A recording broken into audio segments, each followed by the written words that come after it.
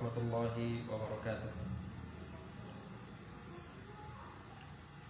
Alhamdulillahirabbil alamin, wassalatu wassalamu ala asyrafil anbiya'i wal mursalin nabiyyina Muhammadin wa ala alihi wa ashabihi wa man tabi'ahum bi ihsan ila yaumiddin.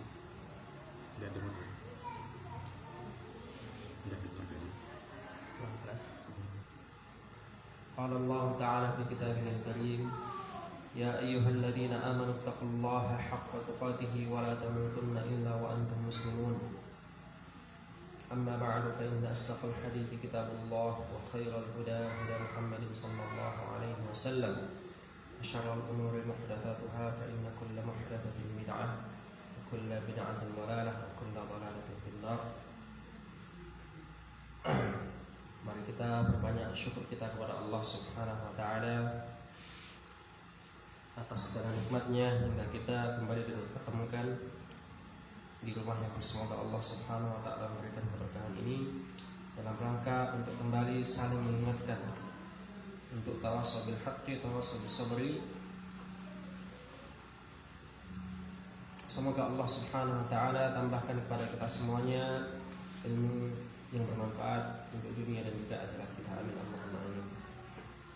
Kemudian salawat dan salam semoga selalu terlimpah curahkan kepada Nabi kita Muhammad sallallahu alaihi wasallam, kepada keluarga beliau, para sahabat dan kaum muslimin yang senantiasa mengikuti langkah mereka dengan sebaik-baiknya ila yaumil qiyamah. Para akhwat sekalian, rahimani Allah wa iyyakunna. Kita lanjutkan kembali pada pagi hari ini insyaallah kajian kita mengenai pembahasan dari buku kecil yang Masya Allah semoga berkah ini yang ditulis oleh Syekh Abdul Razak bin Abdul Muhsin Al-Badr hafizahullah ta'ala. Kita sekarang sudah sampai di pertemuan yang kelima ya. Yang kelima, semoga ada ada hasil, ada perubahan ya dari sikap kita, dari cara berpikir kita, dalam hati kita setelah kita menyimak kajian-kajian ini, perubahan menuju ke arah yang lebih baik sebagai wanita muslimah. Karena kita membahas tentang sifat zaujati shalihah, jadi semoga saja dengan adanya kajian ini, para akhwat yang ada di sini dan siapa yang menyimak kajian kita benar-benar bisa menerapkan apa yang kita sampaikan agar pertemuan kita tidak sia-sia. Jangan sampai kita sudah berminggu-minggu berada di sini, ya, tapi ternyata sikap kita tidak juga ada perubahan, tidak ada yang bisa kita praktekkan dari apa yang kita sampaikan. Baik.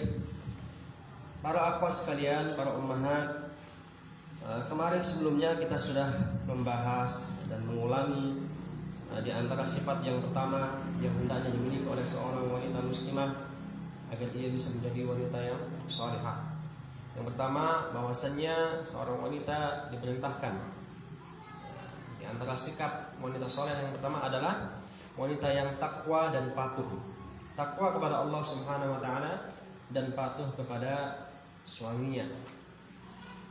Takwa kepada Allah Subhanahu wa taala dengan menjalankan perintah-perintahnya dan menjauhi larangan-larangannya, baik itu perintah dan larangan yang berkaitan dengan lisan maupun perintah dan larangan yang berkaitan dengan hati ataupun perintah dan larangan yang berkaitan dengan anggota badan. Semuanya kita lakukan dengan sebaik-baiknya. Kemudian juga diperintahkan untuk patuh kepada suaminya. Bahkan kemarin kita ingatkan dengan sebuah hadis yang Masya Allah sungguh memberikan kabar gembira dan introspeksi bagi kita semua.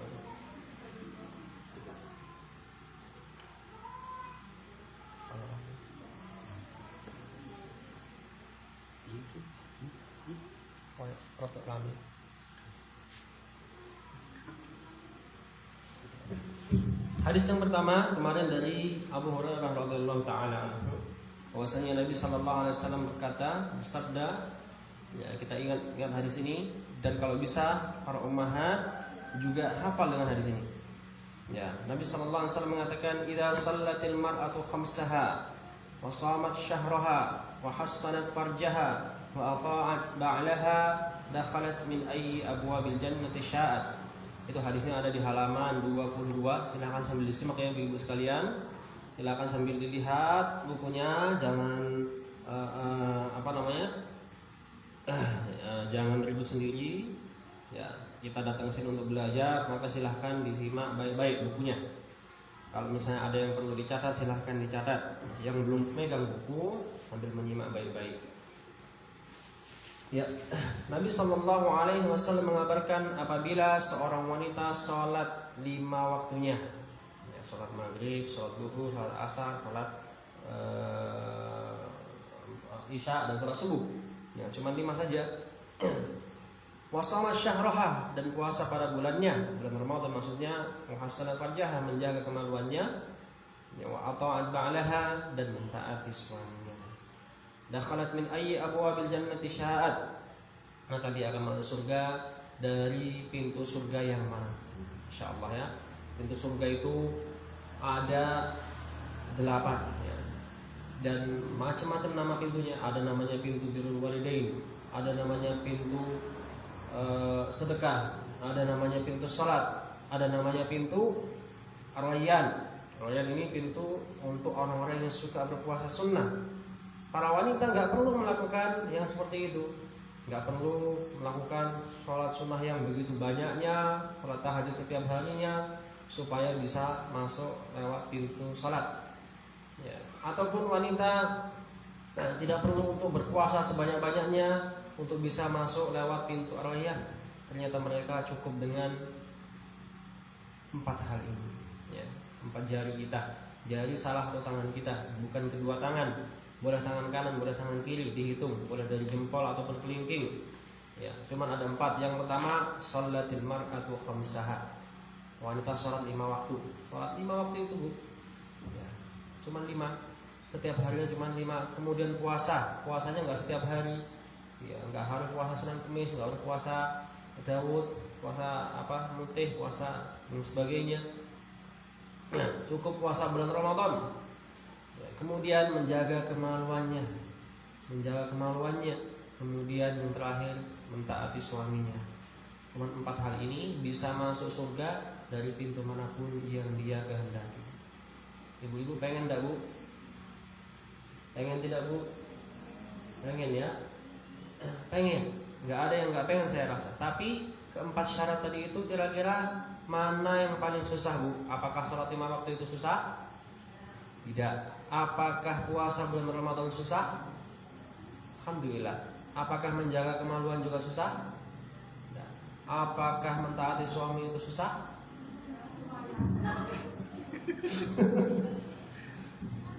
Loh, baru mulai ketahuan ya? Baru mulai ketahuan. Ya. Padahal cuma 4 ini. Yang 3-nya berkaitan dengan perintah Allah Subhanahu wa taala, berkaitan dengan hak Allah Subhanahu wa taala. Cuma 1 saja yang terakhir, cuma 1, Bu. Ya, mentaati 1 suami.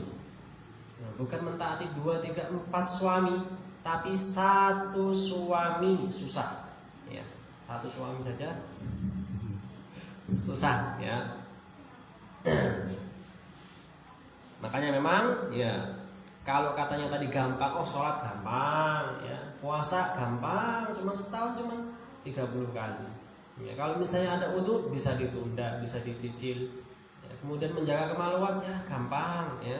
Tapi ternyata tetap saja kata Nabi SAW ya, dan beliau perkataannya adalah perkataan yang dari Allah Subhanahu wa taala, wa may yantiqu 'anil hawa in huwa illa wahyu yuha. Beliau tidak pernah berbicara dari hawa nafsunya, tetapi dari wahyu dari Allah Subhanahu wa taala. Beliau mengatakan, "Ittala'tu 'alal jannah," aku melongok ke surga. Ya, beliau yang mengatakan ini. Kita wajib untuk mengimaninya, mempercayainya. Fara'aitu aktsara ahliha an-nisa, maka aku lihat kebanyakan penghuninya adalah para wanita. Padahal mereka disyaratkan masuk surga cuma dengan 4 hal. Tapi kenapa kok masih saja banyaknya penghuni neraka dari golongan wanita? Maka kita perlu hati-hati. Betul tidak, Bu? Perlu hati-hati. Ada apa sebenarnya ini? Bukankah mudah syaratnya? Ternyata ya menurut testimoni ya syarat yang keempat inilah syarat yang paling susah. Bukan berarti syarat-syarat yang lainnya tidak susah. Sholat 5 waktu, syaratnya bukan sekedar sholat, tapi benar-benar diperhatikan rukun-rukunnya, yang wajib-wajibnya, ya ada sunnah-sunnahnya juga kita lakukan, ya syarat-syaratnya semuanya kita lakukan dengan baik, menjaga waktunya, kemudian puasanya juga menjauhkan dari yang membatalkannya, misalnya ghibah misalnya, ya ataupun menghilangkan hal yang sia-sia yang apabila dilakukan maka akan menghilangkan pahala puasanya. Nonton tontonan yang tidak benar misalnya, tontonan ghibah, tontonan ya yang apa istilahnya, tontonan gitu Mas. Pokoknya gitulah ya. Awas istri. Silet gitu contohnya. Dulu silet, sekarang apa nggak tahu. Kemudian menjaga kemaluan apakah mudah? Ternyata bagi sebagian orang juga tidak mudah, karena buktinya zaman sekarang ini apalagi ya banyak anak-anak yang masih SD pun ya itu mereka sudah hilang kehormatannya dikarenakan apa? Salah pergaulan ya dan lain sebagainya ya. Dan ternyata ada yang lebih susah, yaitu yang keempat, yaitu mentaati suami. Ini di sini main ego seorang wanita bermain di sini ya, karena memang ya mereka diwajibkan untuk taat pada yang sama-sama manusia dengan dia, sama-sama punya kekurangan. Bahkan kita sampaikan kemarin, orang wanita melihat kekurangan suaminya yang mungkin orang lain tidak melihatnya ketika suaminya berada di luar rumah. Di dalam rumah melihat suaminya banyak aib-aibnya ya, mulai ketahuan suaminya kentutan apa ora, suaminya ngorokan apa ora, suaminya ya lemah apa ndaknya. Kemudian nanti suaminya kadang-kadang salah mengambil keputusan, kadang-kadang suaminya juga ya, apalagi kalau misalnya suaminya itu notabene secara penghasilan dia lebih rendah daripada istrinya, atau usianya lebih muda daripada istrinya, atau pendidikannya lebih rendah daripada istrinya. Wah, sangat sulit bagi seorang wanita untuk mentaati suami-suami yang seperti ini. Namun ternyata apabila dia berhasil mentaati suami yang seperti ini, banyak aibnya ini, surga. Bahkan kata Nabi SAW ketika ditanya para sahabat, wahai Rasulullah, kenapa kok kebanyakan penghuni neraka itu adalah wanita ya Rasulullah? Sebabnya apakah karena mereka enggak sholat? Bukan karena mereka enggak sholat. Apakah karena mereka enggak puasa ya Rasulullah? Bukan. Apakah karena mereka enggak mau sholat sunnah ya Rasulullah? Enggak mau baca Quran ya Rasulullah? Bukan. Penyebabnya adalah ya, tukthirnal la'in, ya, takfurnal ashir wa tukthirnal la'in. Ya, karena kalian banyak sekali atau sering sekali mengkufuri nikmat yang diberikan oleh suami, mengkufuri, tidak mengakui jasa-jasa suami, ya, tidak mengakui jasa-jasa suami, dan juga kalian banyak mengumpat, banyak mencela, banyak nyelatu. Maaf ya kalau bahasanya agak kasar. Ya, sering sekali melupakan kebaikan-kebaikan dari suaminya, bukan karena kalian tidak sholat masuk neraka, bukan karena kalian tidak puasa masuk neraka, bukan karena kalian tidak baca Quran masuk nerakanya, bukan, tapi karena kalian tidak mau mengakui ya jasa semua, atau sering sekali melupakan kebaikan-kebaikan dari suami. Makanya kata Nabi SAW, ini madhabnya perempuan. Ya, madhabnya perempuan itu kata Nabi SAW, lau ahsanta ilaihinna dahra thumma ra'at minka syai'an laqalat ma ra'aitu minka khairan qat. Apabila engkau wahai para lelaki berbuat baik kepada para wanita itu 1 tahun penuh, ya, atau bahkan sepanjang usia kalian berbuat baik kepada mereka, namun mereka melihat satu kesalahan saja daripada dirimu, mereka akan mengatakan ma ra'aitu minka, aku tidak pernah melihat darimu khairan qattu, kebaikan sama sekali. Mungkin bahasanya bukan aku nggak pernah lihat kebaikan kamu sama sekali, bukan kayak gitu mungkin bahasanya. Kamu tuh nggak pernah romantis sama aku, ya mungkin bahasanya seperti itu. Suami itu tuh nggak pernah ngasih nafkah sama aku. Suami itu tuh nggak bisa nyenengin hati perempuan. Itu kan bahasa kayak gitu mutlak, bahasa yang umum yang berbahaya kalau diucapkan. Ya, Cuman gara-gara satu kesalahan. Mungkin selama ini suaminya, masya Allah ya, bantuin istrinya nyapu, ngepel misalnya, atau bahkan mungkin ya istrinya butuh apa dicariin, ya, dengan segala kekurangannya. Satu hari saja dia hanya lupa untuk membelai istrinya, kamu tuh nggak pernah romantis sama misalnya. Ya. Ngatain suaminya nggak romantis, tapi suaminya yang cuci baju, yang bantu nyapu, ya. Rasulullah Shallallahu Alaihi Wasallam itu masya Allah seorang laki-laki yang sangat romantis. Bentuk romantismenya bagaimana? Romantisme Rasulullah SAW diantaranya ya, adalah berkata-kata yang manis kepada istrinya, kemudian membantu ya, pekerjaan rumahnya istri. Ya, kalau ada piring kotor dicuciin, kemudian ada baju yang sobek ditambal, ya, dijahit dan sebagainya. Nah, ternyata itu diantara wujud romantis. Apakah suami Anda melakukan itu semuanya? Kalau memang iya, sok atau disyukurin. Ya, jangan sampai kita melupakan kebaikan-kebaikan mereka. Ya, kalau kata Ustaz Syafiq bahasa lama itu, ya, engkau bukan bidadari dan suamimu bukan malaikat. Atau dibalik, ya, mereka bukan bidadari dan engkau bukan malaikat. Saya juga nggak tahu kenapa bidadari disandingkan dengan malaikat, ya. Padahal malaikat itu pasangannya bukan bidadari, ya.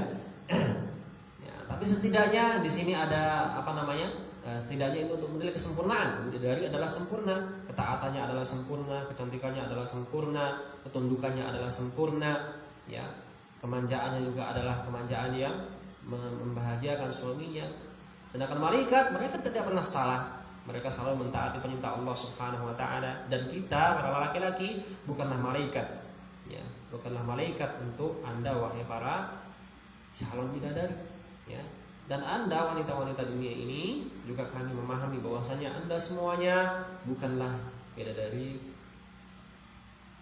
surga, ya. Tapi Anda adalah wanita dunia yang Allah Subhanahu wa taala insyaallah persiapkan untuk menjadi pendamping para laki-laki saleh nanti di surga. Dan wanita dunia yang mereka beribadah kepada Allah di dunia, insya Allah kata para ulama, mereka lebih mulia daripada bidadari-bidadari surga. Kenapa? Karena wanita dunia pernah mengalami ujian dan cobaan dan rintangan untuk bisa menggapai peringkat wanita-wanita surga. Beda sama bidadari. Kalau bidadari mereka memang sudah tercipta untuk berada di surga.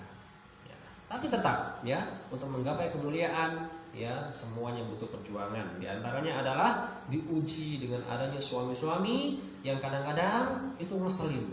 Ya, kadang-kadang bahkan mungkin tiap hari. Ya, tiap hari dia ngeselin. Makanya hati-hati, jangan sampai kita mengeluarkan kata-kata vonis yang menganggap suami kita tidak ada kebaikan. Mungkin bahasanya tidak seperti tadi. Mungkin bahasa sederhana, suami yang biasanya nganterin anaknya, ya, anaknya dianterin, dimomong, ya, dibeliin jajan, anterin ke sekolahan, antar jemput setiap harinya, pulang kerja capek-capek, panas-panas jemput anaknya. Sekali-kali ngajak bareng jalan anaknya jatuh. Tiba-tiba sang istri mengatakan, wong lanang iki ora iso ngomong anak. Subhanallah. Ya, padahal setiap harinya ya dia yang menjaga anaknya dan lain sebagainya. Cuma gara-gara satu kesalahan, ya, atau mungkin redaksi-redaksi yang berbeda yang lainnya lah, ya. Atau mungkin suami lupa kalau naruh barang, misalnya naruh anduk yang harusnya dicantolin, anduknya malah lempeluruk nang ngisor meja misalnya. Ya, lupa misalnya karena kesusu, karena buru-buru. Ya, Pak iki nak ndalake barang ora tahu bener. Ora tahu bener, itu kan bahaya seperti itu. Makanya harus dijaga lisan kita, ya, dari kata-kata yang semacam ini. Ya. Atau kesalahan yang kedua yang menyebabkan banyak orang neraka adalah banyak mengumpat tadi itu. Ya, anaknya salah dikit langsung diteriakin, anak setan. Bapak ya apa, mama ya apa, ya. Anak kurang ajar, ya, dan sebagainya, ya. Maka tidak diperbolehkan seperti itu. Nah, ini diantara ujian yang sangat berat bagi para wanita. Dan apabila Anda semuanya berhasil melewati ini, ya, walaupun Anda mungkin tidak banyak sholat sunnahnya, ya, tidak banyak hafalan Qur'annya, ya, tapi Anda taat kepada suami yang penuh kekurangan tersebut, insya Allah Allah Subhanahu wa taala akan memberikan kabar gembira di surga. Wahai Anda, wahai anti, wahai mbak siapa, masuklah surga. Terserah mau lewat pintu mana, terserah. Ya. Ternyata hadis itu bukan cuma satu, ada hadis yang kedua. Ya, di antaranya adalah yang diriwayatkan oleh Imam Ahmad di dalam musnadnya dari Abdurrahman bin Auf. Abdurrahman bin Auf ini adalah orang yang sahabat yang masya Allah dimudahkan untuk kaya oleh Allah Subhanahu wa taala. Ketika beliau hijrah ke Madinah, dia meninggalkan seluruh hartanya yang ada di Mekah. Ya. Kemudian Nabi SAW mempersaudarakan beliau dengan Sa'ad bin Rabi radhiyallahu anhu, seorang sahabat Ansor yang dia juga seorang saudagar. Dia punya istri, beberapa istri. Dia mengatakan kepada Abdurrahman bin Auf, ya wahai Abdurrahman, ini ada hartaku, ambillah separuhnya untukmu. Ini ada istriku, kalau kamu suka salah satu istriku, maka silahkan kamu pilih, nanti akan aku ceraikan. Nah itu diantara kemurahan hati orang-orang Ansor dahulu. Nah, kalau sekarang nggak ada ya seperti itu mas ya. Ibnu Auf, namun beliau tidak memanfaatkan separuh. Oh ya, aku mau separuh, kamu dah itu yang kontanya itu aja, ya enggak ya. Abdurrahman bin Auf tidak memanfaatkan. Atau istrimu yang ini aja ya. Tidak seperti itu. Dia hanya mengatakan, "Dullani 'ala suq." Tunjukkan kepadaku pasarnya di mana. Nah, beliau masuk pasar, goblok di situ. Beberapa saat kemudian dia sudah punya modal. Beberapa waktu lagi beliau sudah menikah ternyata. Ya, gampang kaya. Radhiyallahu taala anhu. Bahwasanya Nabi sallallahu alaihi wasallam bersabda, itu masih halaman 22 Bu ya. 22 yang tengah-tengah itu. Bila perlu itu digarisbawahi hadisnya ya, dikasih stabilo atau apa. Beliau mengatakan, "Idza shallatil mar'atu khamsaha." Apabila wanita salat 5 waktunya. Wa shama syahraha, dan berpuasa pada bulan Ramadannya. Wa hafizat farjaha, dan menjaga kemaluannya. Wa ta'at zaujaha, dan mentaati suaminya. Qilalah, dikatakan kepadanya, "Udkhuli," masuklah kamu al-jannah, dalam surga. Min ayyi abwabil jannati syi'ti, dari pintu surga yang manapun.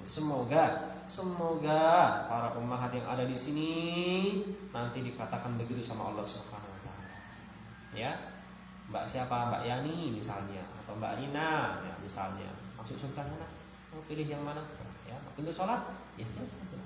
Mau pintu puasa? Pintu ar-rayyan silakan. Ya, pintu berbakti sama orang tua? Ya silakan. Mau pilih mana saja. Masya Allah. Semoga saja ya. Huna naqul, maka di sini kita berkata, ini Syekh mengatakan ini. Hani'an artinya selamat. Ya, selamat. Saya juga mengatakan itu ya. Selamat. Bagi siapa? Lil mar'atul muslimah, untuk para wanita muslimah. Selamat kepada engkau wahai para wanita muslimah.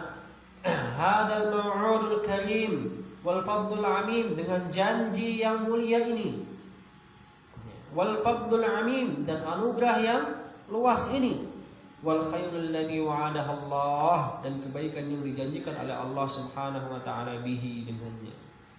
A'malun arba'ah, 4 amalan saja. Ta'udduhal mar'atu, yang dihitung oleh para wanita. Anda ya'uddu artinya begitu.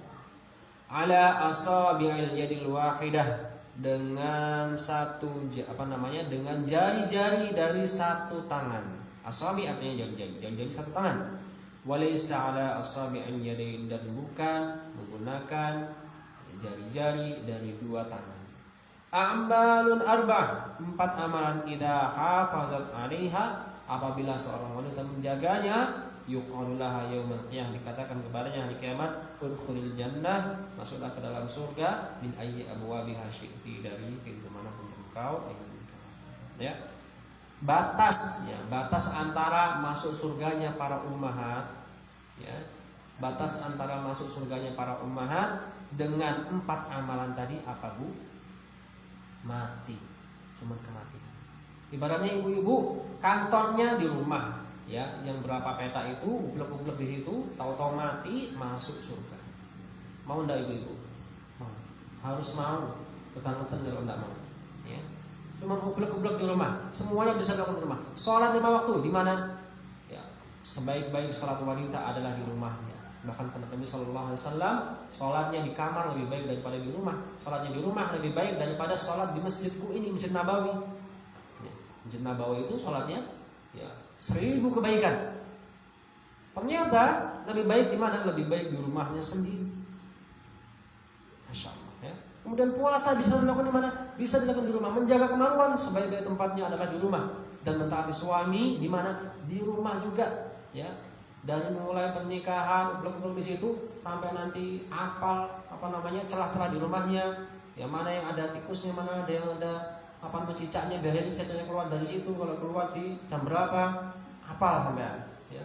Kalau di sini biasanya nanti ada kotoran apal di situ, mati masuk surga. Masya Allah. Maka kita ucapkan selamat bagi para ibu. Para ibu tidak harus seperti suami yang mereka dijanjikan surganya dengan cara apa? Dengan cara memperbanyak puasa, dengan cara berjihad, dengan cara haji dan umroh, dengan cara ini dan itu, mencari nafkah ke sana kemari, ya, dengan cara berdakwah ke sana kemari, ceramah ke sana kemari. Itu para lelaki, sedangkan para wanita hanya dengan 4 amanat. Maka kita ucapkan selamat. Ya, kemudian di halaman 24 silakan sambil dibuka bukunya. Halaman 24.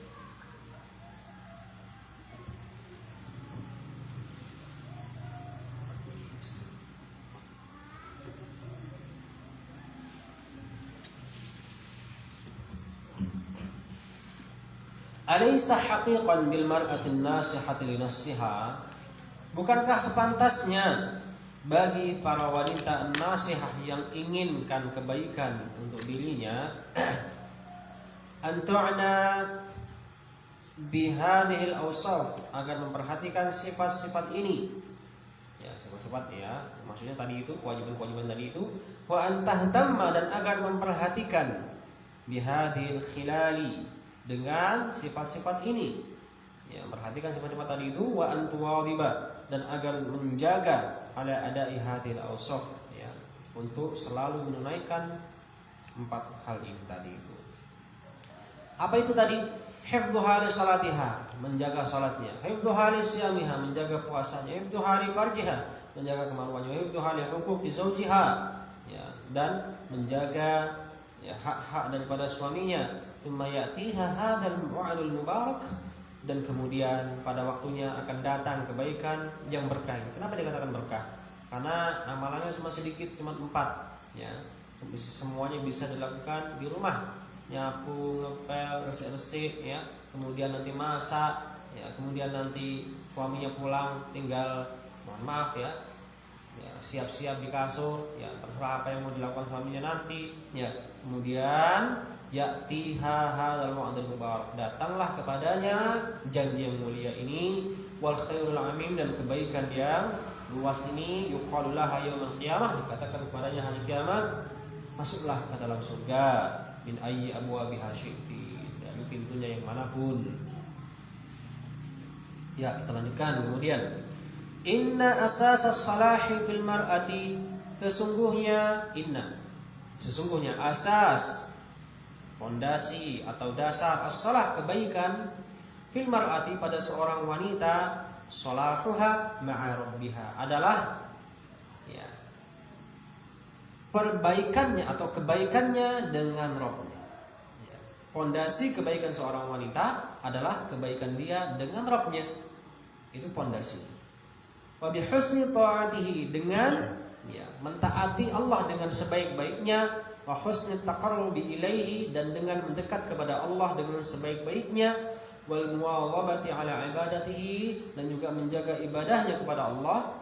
Fa inna hadzal salah, sesungguhnya kebaikan ini, wa tilkal istiqamah, dan keistiqamahan itu, itulah sirrul sa'adatiha, itulah dia sir artinya rahasia, sa'adatiha, kebahagiaan. Jadi rahasia kebahagiaan seorang wanita itu apa? Adalah ketika dia senantiasa menjaga hubungannya dengan Allah dan istiqamah di atas ketaatan kepada Allah Subhanahu wa taala. Wa sirru falahiha, dan rahasia keberhasilannya, falah, keberuntungan dan keberhasilannya. Hayya 'alal falah, marilah menuju kemenangan ya, keberuntungan. Wasirru taufiqiha, dan rahasia taufiknya dari Allah Subhanahu wa taala, fi hayatiha kulliha, di seluruh kehidupannya. Bima fi dzalika, yang mana di dalamnya hayatuha zaujiyah, ada kehidupan zaujiyah rumah tangga. Wa salahu auladiha, dan kebaikan anak-anak. Wa dzurriyyatiha, dan juga kebaikan keturunan-keturunannya, cucunya, cicitnya, canggahnya dan sebagainya. Wa aishuhal aishal mubarak al-hani, dan ya kehidupannya dengan kehidupan yang mubarak, yang berkah, al-hani, yang nyaman, yang sentosa, yang sejahtera. Jadi ya, dasar daripada kebaikan seorang wanita itu adalah kebaikannya dengan Allah Subhanahu wa taala. Kalau dia tidak menjaga kebaikannya dengan Allah, maka ya bisa dipastikan hubungannya dia dengan selain Allah akan hancur. Makanya kata seorang salaf dahulu, Bilal bin Sa'ad rahimahullah kalau nggak salah ya, perkataan Bilal bin Sa'ad, atau ada yang menisbatkan perkataan ini kepada Ali bin Abi Thalib radhiyallahu taala anhu, di mana dikatakan man aslaha, ini perlu dicatat ini, man aslaha ma bainahu wa bainallahi aslahallahu ma bainahu wa bainan nas, atau redaksi yang lain, aslih ma bainaka wa bainallah aslahakallahu ma bainaka wa bainan nas. Ya, artinya ini dari Bilal bin Sa'ad rahimahullah ya, beliau mengatakan barang siapa yang memperbaiki hubungan dia dengan Allah, Allah akan memperbaiki hubungannya dengan sesama manusia.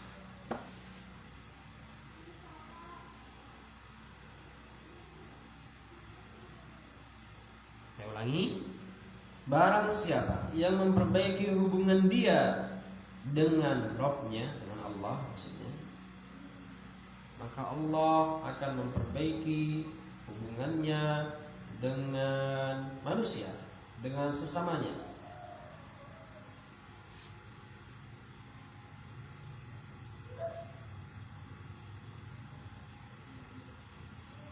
Sekali lagi, barang siapa yang memperbaiki hubungannya dengan Allah, maka Allah akan memperbaiki hubungannya dengan sesamanya, dengan manusia. Terutama siapa? Dengan suaminya. Karena dia orang wanita hidup dalam rumah ya dengan suaminya, itu pertama kali. Dengan siapa lagi? Dengan orang tuanya, dengan anak-anaknya, dengan tetangganya, dengan kaum muslimin seluruhnya. Maka kalau misalnya kok ada masalah sama suami nggak selesai-selesai, kok hati kita nggak pernah tenang dengan suaminya, ya ada masalah ribut terus, dicek hubungannya dengan Allah, cek hubungan kita dengan Allah. Sejauh apa kita selama ini sudah mentaati Allah? Sejauh apa ketaatan kita ketika Allah merintahkan kita untuk sholat, untuk menjaga aurat? Untuk menjaga aurat itu banyak ya. Ada auratnya dalam kemaluannya, ya auratnya di badannya, auratnya dengan suaranya. Suara wanita itu juga aurat. Ya, apakah selama ini dia menjaganya? Tubuh wanita adalah aurat, rambutnya, lehernya, matanya, ya kemudian apalagi dadanya, anunya, semuanya adalah aurat. Kemudian juga salatnya bagaimana, baca Al-Qur'annya bagaimana, sudahkah dia menjaga hak-hak Allah Subhanahu wa taala? Kalau misalnya belum dijaga, wajar kalau sama suaminya cekcok terus. Ya. Udah suaminya jauh dari Allah, perempuannya juga jauh dari Allah, bagaimana mau aku? Ya, kita itu ibaratnya kehidupan rumah tangga itu ibaratnya segitiga, ya. Seorang wanita ada di sudut yang satunya, lelaki ada di sudut satunya, kemudian Allah Subhanahu wa taala sebagai pemandunya. Ya. Ketika kita menjauh dari Allah, maka kita akan semakin juga ya hubungan kita dengan manusia itu dijauhkan oleh Allah Subhanahu wa taala. Maka kita perlu introspeksi. Ya, introspeksi, jangan-jangan selama ini kita kurang takwa sama Allah, kita kurang menjaga hubungan kita dengan Allah, sehingga ngomong sama suami ora beres, ya, ngomong sama anak ora beres, ya, bergaul sama teman banyak masalah, bergaul sama tetangga banyak masalah. Jangan-jangan kita kurang takwa sama Allah Subhanahu wa taala. Kita banyak maksiat kepada Allah Subhanahu wa taala. Ya, sama-sama introspeksi, jangan saling menyalahkan.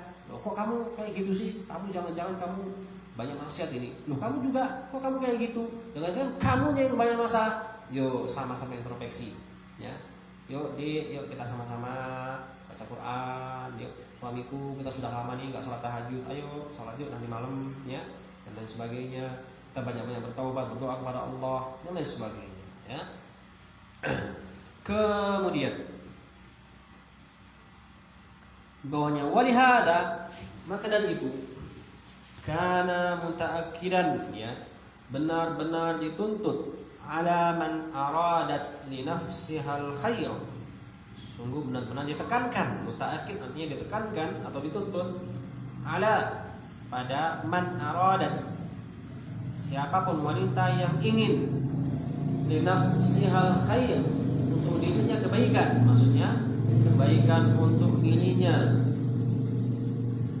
Wa mutaakkidan ala awliya'il umur, dan ditekankan pada awliya'il umur, para ulil amri, para pemimpin. Ya, pemimpin maksudnya para ayah, ya, juga pemimpin, ya. Alladzina yuhibbun, yang menginginkan atau mencintai libanatihim, ya, al khair, libanatihim, untuk anak-anak wanitanya, al khair, kebaikan. Sangat dituntut, sangat ditekankan bagi siapa saja yang menginginkan kebaikan, ya, untuk anak-anak wanitanya, ayyunashuhunna, agar menumbuhkan mereka ala salah, ayyunashuhunna ala salah, menumbuhkan mereka di atas kebaikan, wal istiqamah, dan keistiqamahan, wal muhafadzati 'alal ibadah, dan di atas penjagaan terhadap ibadah. Wala siyama, terutama al-inayatu, al-inayah artinya perhatian atau memperhatikan, bi faraidil Islam, dengan kewajiban-kewajiban Islam. Kewajiban Islam, wala siyama, terutama kewajiban Islam itu apa? Ya, terutama la siyama as-shalawatul khams, salat 5 waktu. Wasyam syahr Ramadan, dan puasa bulan Ramadan. Wal ba'du, dan menjauhi ain kulli, segala sesuatu, ma yu'athiru, yang mempengaruhi, bi'iffatil mar'ati, kehormatan wanita, wa syarafiha, dan kemuliaannya, wa huwa, dan semua ini, penjelasan ini, ma jaa bayanuhu, yang telah datang penjelasannya, fi hadzal hadis, dalam hadis ini, dalam sabda Nabi sallallahu alaihi wasallam, wa hafizat farjaha, dan menjaga kemaluannya. Saya ulangi, Bu, ya. Walihada, maka dari itu sangat ditekankan bagi siapapun yang menginginkan kebaikan untuk dirinya, dan ditekankan pula pada para pemimpin, para ayah, para pemimpin umat, ya, para dai, alladzina yuhibbuna li banatihimul khair, yang menginginkan kebaikan untuk anak-anak wanitanya, ya, agar apa? Ayyunashuhunna 'ala salatu 'ala salah, agar menumbuhkan mereka di atas kebaikan, wal istiqamah, dan keistiqomahan, dan agar mereka, ya, ditumbuhkan dalam penjagaan ibadah mereka, terutama yang berkaitan dengan kewajiban-kewajiban. Jangan yang sunnah-sunnah dulu, yang wajib-wajib dulu diutamakan. Terutama apa? Sholat 5 waktunya, kemudian puasanya, dan juga menjauhi segala sesuatu yang mempengaruhi iffah, artinya kehormatan dan kemuliaan seorang wanita. Ya. Jadi dalam Islam itu seorang wanita, ya, seorang istri diwajibkan, diperintahkan untuk tetap memiliki rasa malu pada suami. Rasa malu kepada suaminya, ya. Ini mungkin agak asing terdengar, ya, bagi beberapa orang, ya.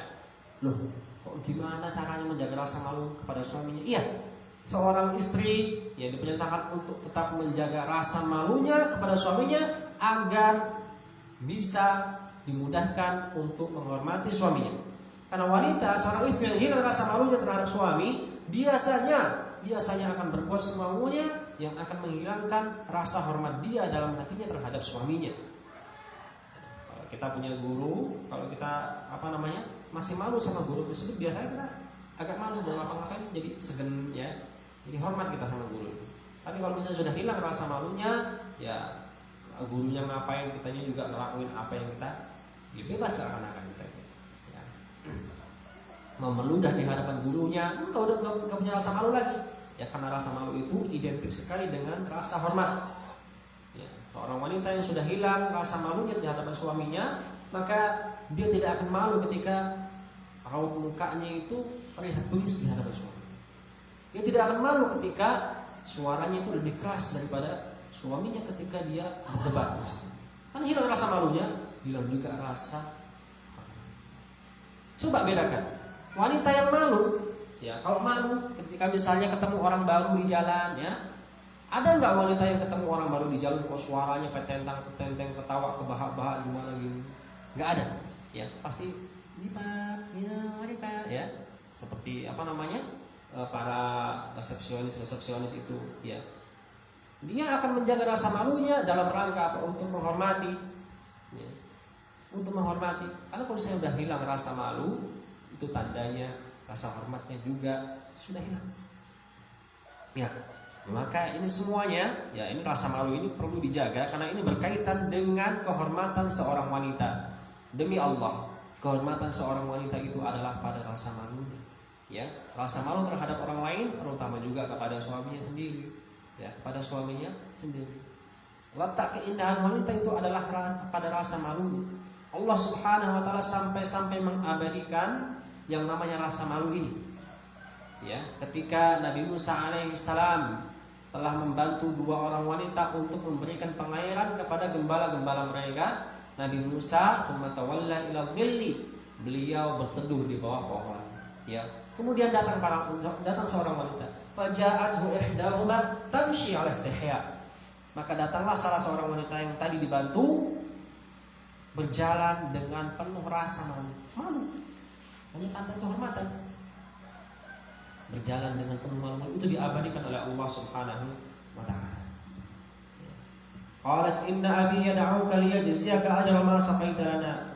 Ya, wahai Tuhan, sesungguhnya ayahku mengundang Anda untuk datang ke rumah kami agar kami bisa memberikan balasan atas kebaikan yang engkau lakukan kepada kami, karena Anda tadi sudah, ya, memberikan pengairan kepada gembala-gembala kami. Rasa malu ini sampai diabadikan oleh Allah Subhanahu wa taala. Beda antara perempuan yang besar rasa malunya dengan perempuan yang gampangan. Ya, kalau bahasa hadisnya la taruddu yadalamis, nggak bisa menolak siapapun yang pengen pengen menyentuh dia. Ya. Loh, kok? Berarti kalau misalnya sama suami kita harusnya malu-malu juga kalau misalnya mau disentuh-sentuh, mau dilihat, mau diapain gitu kan? Ya. Rasa malu yang membawa kebaikan, bukan rasa malu yang mendatangkan penolakan malahan. Ya, kalau misalnya suaminya menginginkan apa yang harus dia turutin, ya, tapi tetap malu untuk terlihat aibnya di hadapan suami, malu untuk mengangkat suami di hadapan suami, malu untuk marah-marah sama suaminya, malu kok ngentut apa? Iya, contohnya ya, di hadapan suaminya, malu dia. Kenapa? Menghormati suaminya. Oh ya, suamiku sudah lelah bekerja, sudah begini, masa aku mau teriak-teriak? Malu aku. Ya, suamiku sudah begini sebab itu, masa aku mau bantah dia? Malu aku. Seperti itu. Ya. Kalau zaman sekarang ini, subhanallah ya, para wanita sudah sangat bebas bergaul ya. Ya, makanya sampai sekarang ini hilang rasa malunya.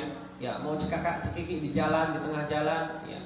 Kalau wanita yang punya kehormatan, punya rasa malu, dia nggak akan berani untuk kemudian, masya Allah ya, ada yang boncengan sampai perempuan boncengan bertiga, ya, cekikik di tengah jalan, teriak-teriak, manggil-manggil cowok gitu kan.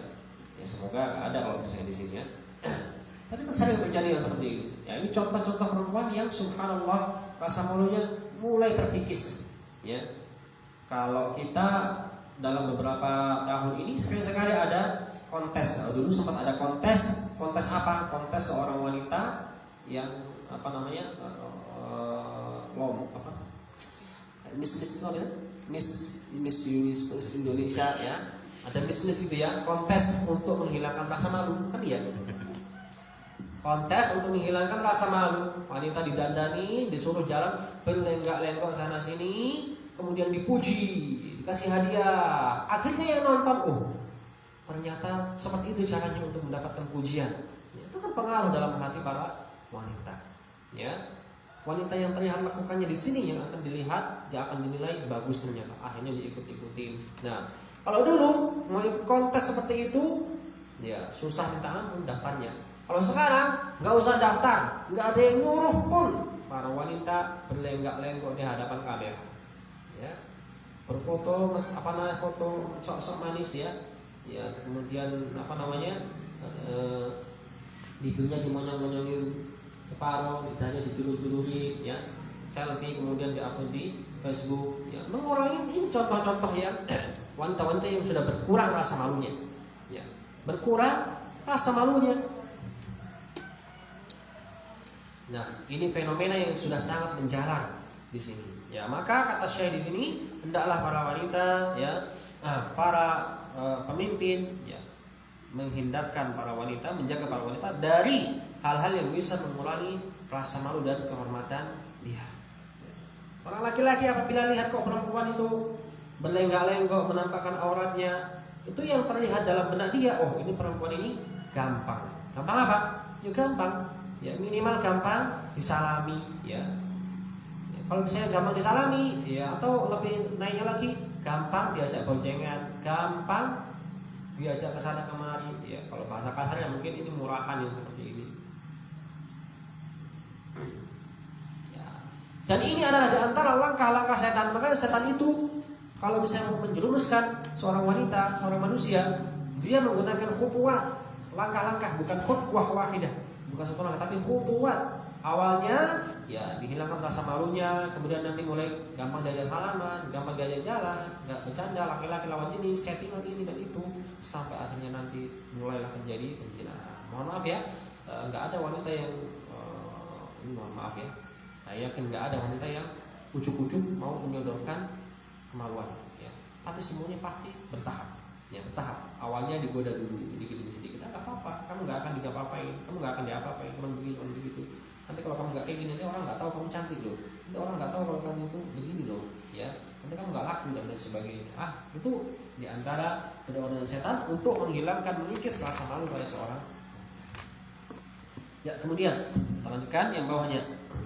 Wa hifdzul mar'ati li zawjiha wa hifdzul mar'ati li farjiha, dan penjagaan wanita terhadap farj. Farj artinya kemaluannya.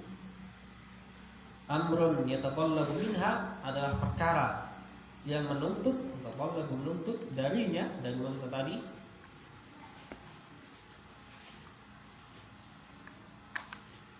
Dan wamin wali amriha, dan menuntut juga dari wali amrinya. Ya, walinya maksudnya. Saddal manafid, menutup celah-celah. Yang menuntut untuk menutup celah-celah, wal wasail, dan sarana-sarana allati yang yakunu bihal fasad, yang menyebabkan kerusakan. Wa yahsulu min khilaliha syarr, dan ya, menyebabkan ya, dari celah-celahnya itu keburukan. Wa tatada'a min jihatihal atam, tatada'a, dan berkumpul, min jihatiha, dari arahnya, al-atam, dosa-dosa, segala macam dosa. Makanya harus kita tutup ya, para wanita harus menutup celah-celah yang sekiranya bisa menyebabkan para wanita itu tadi itu tidak bisa menjaga kemaluannya. Para ayah, para ibu, orang tua, perhatikan bagaimana pergaulan anak-anaknya. Apakah selama ini anak kita bergaul dengan perempuan-perempuan yang pakaian seksi juga, ataukah perkataan yang begini begitu ya, ataukah bergaul dengan para perempuan yang suka sekali mereka bercanda, ngobrol, cekikikan, ngeluyur ya. Kemudian apakah mereka juga suka bergaul dengan laki-laki? Kalau misalnya kita lihat ada perempuan yang dia seperti itu ya, yang mungkin di mata kita adalah perempuan rusak, terus anak kita kok bergaul dengan dia, maka hati-hati, tutup celahnya, kasih tahu bahayanya ya. Jangan kamu main sama dia ya, bukan kami melarang kamu untuk main ya, untuk begini dan begitu, tapi ya, kamu jangan main sama orang yang begini dan begitu, nanti kamu ketularan begini dan begitu ya, dijelaskan Ya, kita juga harus latih anak-anak perempuan kita untuk menutup aurat mereka. Ya, dilatih dari kecil. Ya, nggak harus kemudian anak perempuan dari kecil dipakein cadar, bukan ya. Dan saya sendiri kurang sepakat dengan anak-anak kecil yang sudah dipakein cadar gitu ya, karena ya biarkan mereka menghabiskan dunia mereka, tapi dalam rangka untuk melatih mereka, ya kasih tahu mereka untuk pakai jilbab, kemudian nanti kasih tahu nanti kalau kamu sudah dewasa, sudah besar, kamu pakai cadar ya dan sebagainya, diberikan pengetahuan. Ya, kalau di Saudi sendiri jangan anak kecil pakai cadar. Biasanya pakai cadar itu ketika mereka sudah mulai masuk usia balik. Ya, kalau di Indonesia saking semangatnya di sini dicadarin. Enggak salah kan, tapi saya kurang sepakat dengan hal seperti ini. Tapi dipahamkan dengan pentingnya menutup aurat.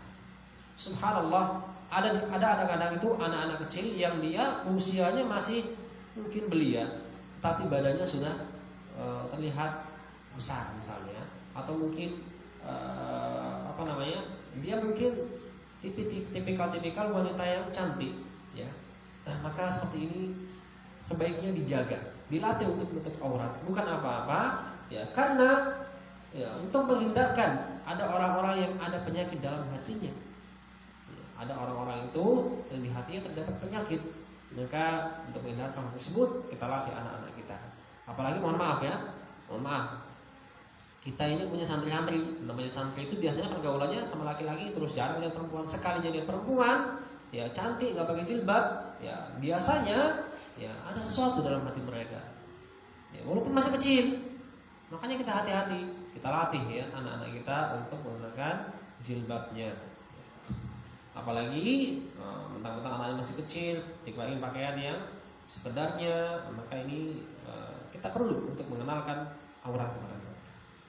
Kemudian juga celah-celahnya diantaranya adalah HP sekarang ya, yang paling berbahaya termasuknya HP.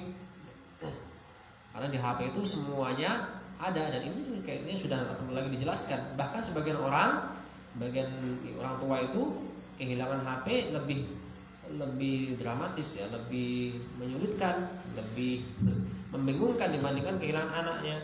Anaknya nanti ya, anaknya lagi dolan kono, malah biarin aja nanti juga pulang. Tapi kalau HP-nya hilang, nyelempit ya, dicariin sampai sampai harus ketemu. Kalau nggak ada seakan-akan nggak bisa hidup tanpa HP. Ya. Semuanya celah-celahnya kita juga perhatikan, bagaimana apa yang selama ini hobi anak-anak kita tuh apa. Ya, apakah hobinya ada anak, kalau zaman dulu ada istilahnya hobi surat menyurat ya. Surat menyurat ya, kemudian nanti hobinya kok anak laki-laki kok hobinya kok masak-masak. Nah, itu perlu kita bimbing ya. Anak perempuan kok hobinya main bola ya, kita perlu arahkan seperti itu ya. Kita perhatikan hobi mereka, kawan-kawan mereka, bahkan kita perhatikan juga cara jalannya. Cara jalan wanita itu gimana, kalau misalnya di tengah umum, tengah banyak orang tuh gimana, nah jalannya tuh begini, jangan sampai berlenggak-lenggok dan sebagainya, jaga suaramu dan sebagainya. Kita nasihatkan, kita kenalkan, kita tutup celah-celah yang bisa mengantarkan mereka pada hilangnya rasa malu yang kemudian nanti akan menghilangkan kehormatan mereka. Dikit lagi. Wah, fahada halaman 26. Fahada matlabun 'azimun yanbaghi 'ala man arada nafsiha al-khaira. Fahada matlabun 'azim. Ini adalah matlab, tuntutan azim yang agung.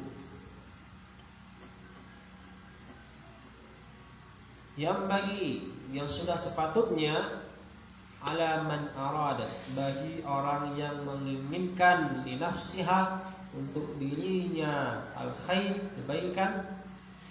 Ini adalah tuntutan yang besar, yang agung, yang sudah sepatutnya bagi siapapun yang menginginkan kebaikan untuk dirinya, antunashi'a nafsaha alaihi, agar menumbuhkan dirinya di atasnya. Apa itu? Tuhafidhu ala ta'atillah, menjaga ketaatannya kepada Allah, wa ibadatillah, dan ibadahnya kepada Allah, wa taqarruba ilaihi, dan mendekat kepadanya subhanahu wa ta'ala, bima yurdihi, dengan apa yang membuatnya ridho. min sadidil aqwal, perkataan-perkataan yang baik, yang lurus. Sadid artinya benar, lurus. Dengan perkataan-perkataan, kita anggap saja ini perkataan-perkataan yang indah. Wa salihil a'mal, dan amalan-amalan yang saleh. Saya ulangi lagi, ini adalah tuntutan yang besar yang sudah sepatutnya bagi siapapun yang menginginkan kebaikan untuk dirinya agar menumbuhkan dirinya di atasnya. Di antaranya adalah dengan menjaga ketaatan dia kepada Allah, ibadah dia kepada Allah, mendekatkan diri kepada Allah. Dengan apa? Dengan segala sesuatu yang membuat Allah ridho. Baik itu bisarilil aqwal, dari perkataan-perkataan yang baik, wasolihil amal, dengan amal-amal yang baik. Kemudian idza mannallahu 'alaiha, ketika Allah manna, menganugerahkan kepadanya, bil kafuil karim, dengan suami yang kufu. Suami yang kufu berarti suami yang sepadan dengan dia. Wazaujil munasib, dan pasangan yang cocok. Alaiha, maka dia wajib an tattaqiyallaha fihi, untuk bertakwa kepada Allah, fihi, dalam mengurusi suaminya. Min awwaliz zawaj, dari awal pernikahan. Wa fi bidayatihi, dan awal mula rumah tangganya. Tapi saya sudah nikah, Ustaz, ya. Ya, untuk anak-anak Anda, untuk saudari-saudari Anda, ya, atau kalau Anda mau nikah lagi, ya, perhatikan perkara ini. Ya. Jadi hendaklah kita menumbuhkan anak-anak kita, saudari-saudari kita, ya, di atas ketaatan kepada Allah Subhanahu wa taala, penjagaan terhadap auratnya, hingga ketika nanti Allah Subhanahu wa taala anugerahkan kepada dia seorang lelaki yang satu kufu sama dia, yang sepadan dan setara dan juga cocok dengan dia, maka ketika itu dia wajib untuk memulai rumah tangganya dengan ketakwaan kepada Allah dan dengan menjaga kepatuhan dia, menjaga hak-hak suaminya, menjaga perkataan-perkataannya, ya, min sadidil aqwal. Jangan sampai, ya, kita nanti, ya, tidak bisa menjaga perkataan kita. Orang wanita tidak bisa menjaga perkataan dia. Baik perkataan kepada Allah. Perkataan kepada Allah berarti, ya, dengan zikirnya, dengan doanya. Perkataan kepada orang tuanya atau mertuanya, ya. Jangan sampai nanti ada kata-kata, wah, orang tuanya berrepoti baik, ya. Mungkin ada orang tuanya yang sakit atau mertuanya yang sakit, kemudian dianggap merepotkan dia, ya, dan lain sebagainya. Jaga perkataan-perkataan seperti itu, ya.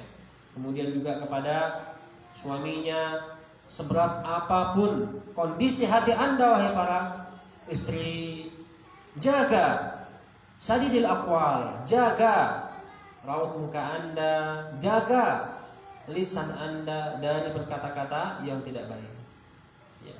Sebisa mungkin, apapun kondisi, seberat apapun kondisinya, berusaha untuk tetap berwajah manis, berkata-kata yang manis, ya. Itu akan lebih berkesan di dalam hati suami daripada Anda bermuka bengis dan berkata-kata bengis, ya.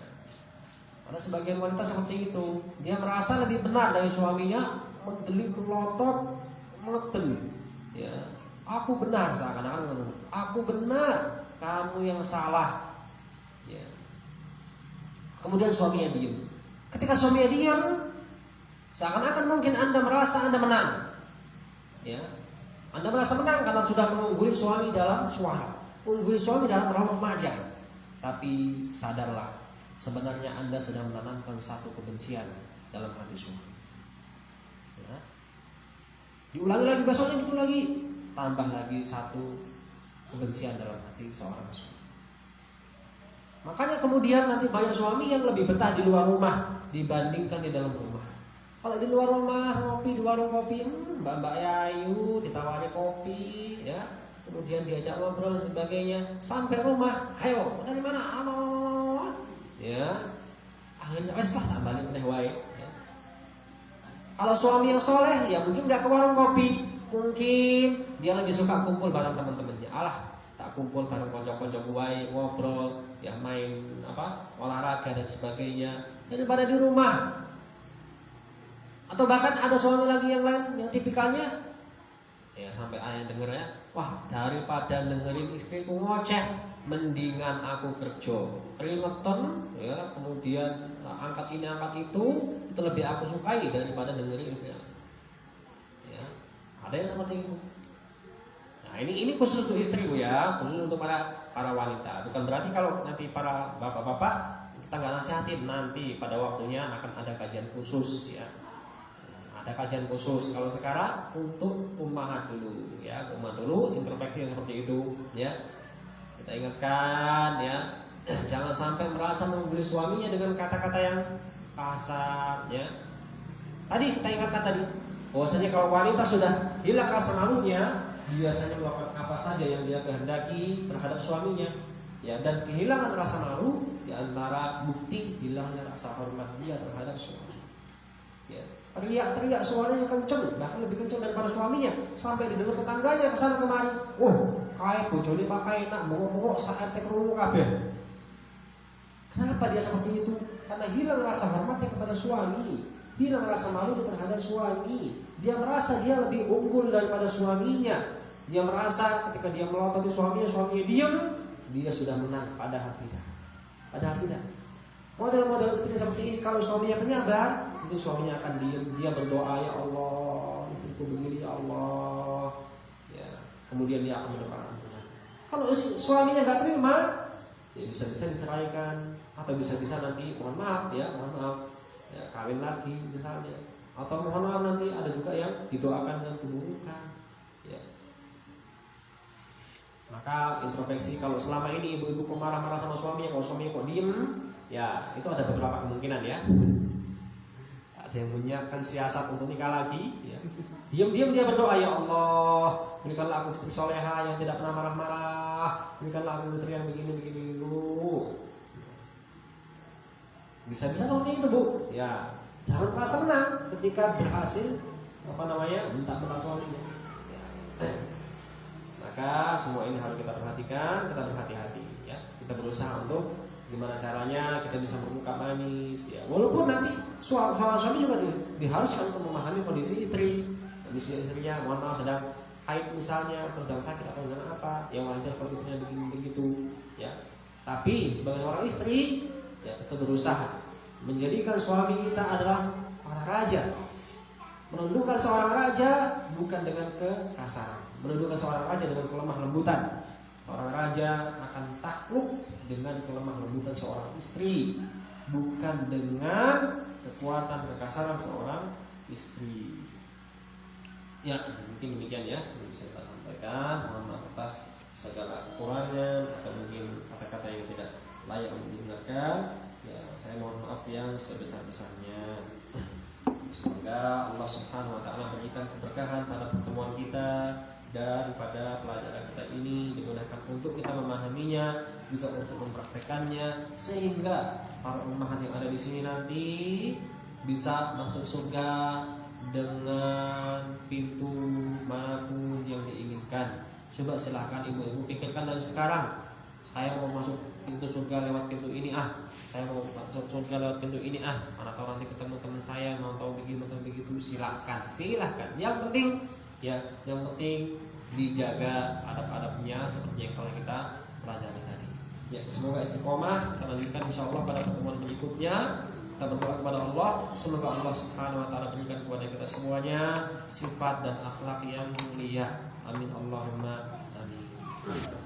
Kita tutup dengan doa kafaratul majlis. Silakan kalau ada pertanyaan seperti biasanya ditulis kemudian disampaikan. Kalau misalnya kita bisa jawab akan kita jawab, kalau misalnya belum bisa ya maka mohon maaf yang sebesar-besarnya. Subhanakallahumma wa bihamdika asyhadu an la ilaha illa anta astaghfiruka wa atubu ilaik. Assalamualaikum warahmatullahi wabarakatuh.